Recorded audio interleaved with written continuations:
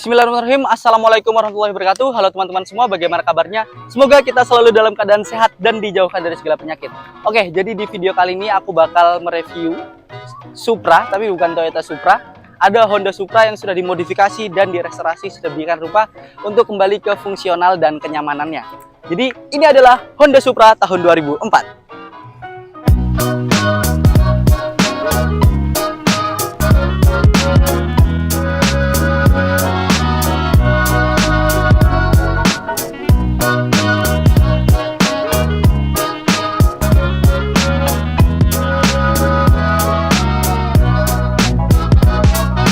Oke teman-teman, jadi ini adalah Honda Supra X tahun 2004 yang dibuat ala-ala menjadi Supra XX juga karena menggunakan kopling di dalamnya.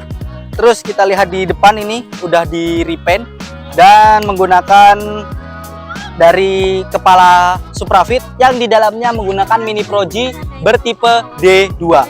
Dan mobil motornya ini udah di repaint dengan warna hitam berbalut biru dengan stripping warna oranye dan silver, serta di sini ada emblem Supra. Lalu di sini ada plat variasi masih ala-ala plat KT. Dan yang pertama kali mengimpress mataku adalah dari remote-nya ini.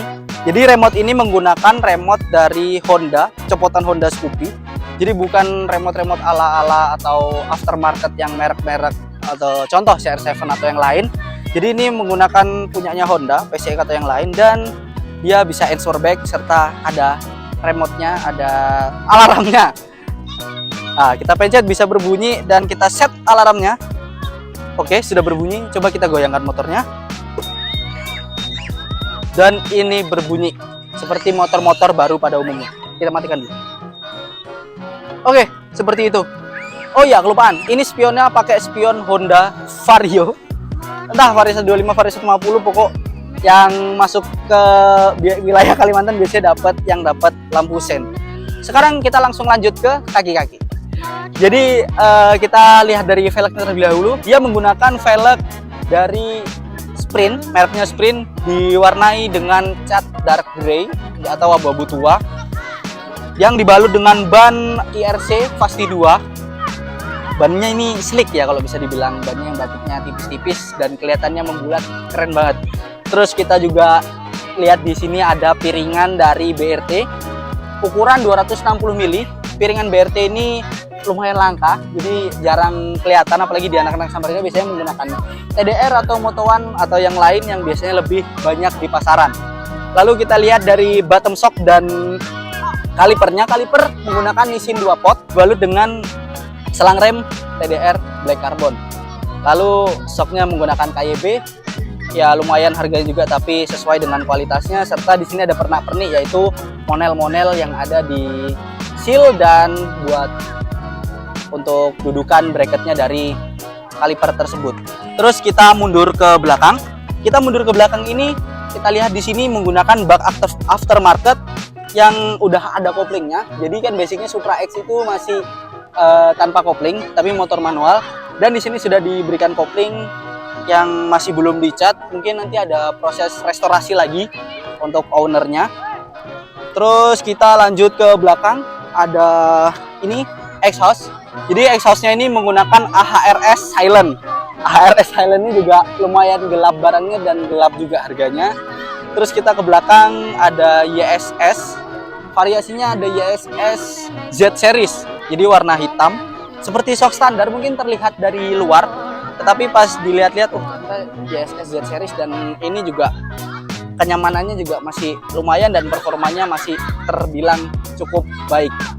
Lalu kita lihat di belakang juga menggunakan ban. Oh, bannya beda. Ban yang belakang menggunakan Michelin Pilot MotoGP.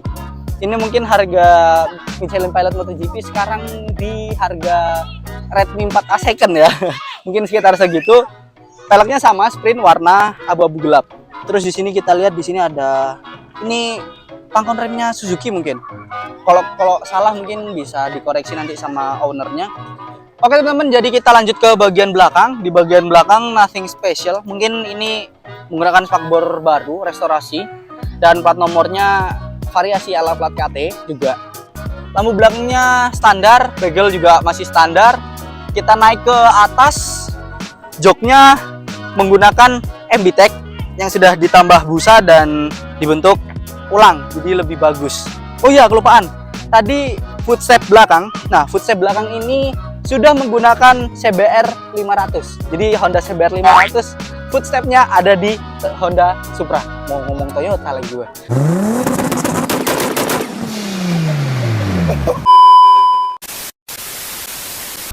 Oke, lanjut.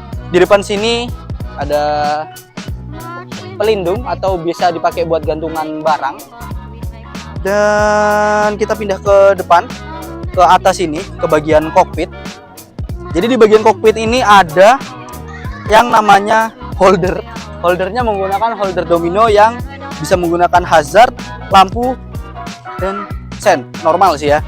Terus menggunakan jalur stang dari Honda PCX. Mungkin itu aja.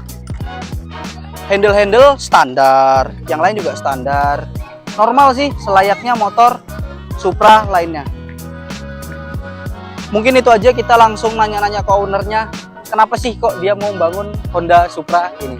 Jadi sekarang kita sudah sama owner dari Honda Supra X yang hedon. Hedon sih menurutku. Mungkin penilaian orang beda-beda. Jadi ini ada Mas Fauzan. Mas Fauzan. Oke, jadi saya tanya dulu. Ini kenapa kok bisa milih Honda Supra X sebagai motor yang dimodifikasi? Karena memang sebelumnya sudah dikasih motor memang Supra X ya. Terus gimana caranya supaya motor ini bisa enak lagi dilihat, supaya bisa kelihatan muda lagi. Jadi saya bagusi sedemikian rupa kayak gini lah. Oke. Dan untuk modifikasinya kira-kira sama restorasinya nih, kira-kira habis di angka berapa, atau mungkin jangan angka deh, agak sensitif untuk orang-orang, mungkin habis setara dengan barang apa deh kira-kira? Kalau untuk modifikasinya sama beli barang-barangnya sih, ini sekitar Honda Beat second lah. Honda Beat tahun 2015, tahun 2016 second. Oke, berarti sekitar segitulah ya. Beat ESP ya. Ya lumayan banyak juga. Dan apakah ada next project Mas untuk motor ini? Maksudnya apakah ada mau yang direstorasi lagi atau mungkin sudah cukup untuk daily? Kalau untuk next project sih sebenarnya ada. Kaki-kakian bagian belakang ini banyak yang belum dirapikan sih Mas. Ya kayak armnya belum diganti, terus sama kayak baut-bautnya, as-asnya itu juga belum juga sih. Untuk selanjutnya paling ya rapikan kaki-kaki bagian belakang sama bow stepnya aja lah. Oke Mas Fauzan, mungkin ada yang ingin disampaikan buat para modifikator atau para builder motor restorasi, yang tips dan triknya deh Mas, supaya nggak terlalu budgetnya nggak terlalu melar dan bisa dapat yang diinginkan sesuai budget Mas. Kalau untuk saya sarankan barang yang penting itu fungsi, jangan utamakan gengsi. Karena kalau kita ngikuti gengsi pasti keluar duitnya juga banyak. Yang penting looknya dapat, terus budgetnya juga pas. Yang ketiga jangan terlalu memaksakan.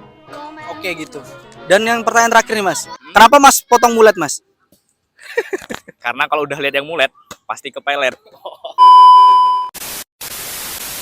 Oke, jadi ownernya malu tadi habis saya roasting dengan rambutnya yang seperti penjaga keseimbangan dunia ya.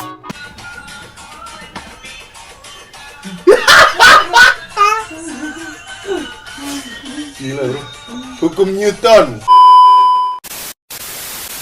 Jadi aku diperbolehkan bawa motornya pulang. Jadi mungkin itu aja videonya, sekian videonya, dan semoga video ini bisa menjadi referensi buat teman-teman yang mau memodifikasi Honda Supra X mungkin seperti ini, atau mungkin bahkan lebih keren dari ini.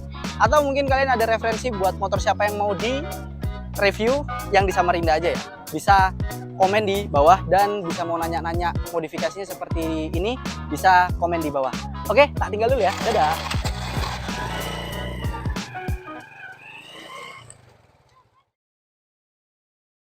Ada Instagramnya di sini, ownernya Fauzan NR, ada